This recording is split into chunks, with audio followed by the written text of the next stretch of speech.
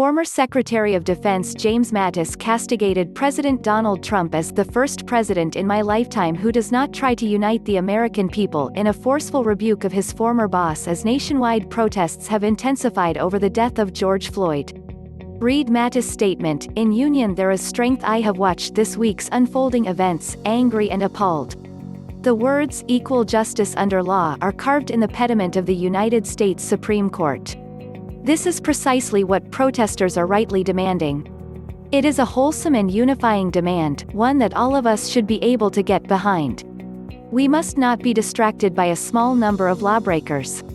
The protests are defined by tens of thousands of people of conscience who are insisting that we live up to our values as people and our values as a nation.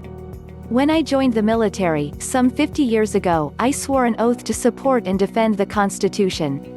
Never did I dream that troops taking that same oath would be ordered under any circumstance to violate the constitutional rights of their fellow citizens, much less to provide a bizarre photo op for the elected commander-in-chief, with military leadership standing alongside.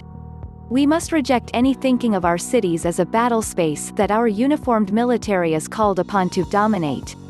At home, we should use our military only when requested to do so, on very rare occasions, by state governors. Militarizing our response, as we witnessed in Washington, D.C., sets up a false conflict, between the military and civilian society. It erodes the moral ground that ensures a trusted bond between men and women in uniform and the society they are sworn to protect, and of which they themselves are a part. Keeping public order rests with civilian state and local leaders who best understand their communities and are answerable to them. James Madison wrote in Federalist 14 that America united with a handful of troops, or without a single soldier, exhibits a more forbidding posture to foreign ambition than America disunited, with 100,000 veterans ready for combat. We do not need to militarize our response to protests. We need to unite around a common purpose. And it starts by guaranteeing that all of us are equal before the law. Instructions given by the military departments to our troops before the Normandy invasion reminded soldiers that the Nazi slogan for destroying, divide and conquer. Our American answer is, "In union there is strength." We must summon that unity to surmount this crisis, confident that we are better than our politics.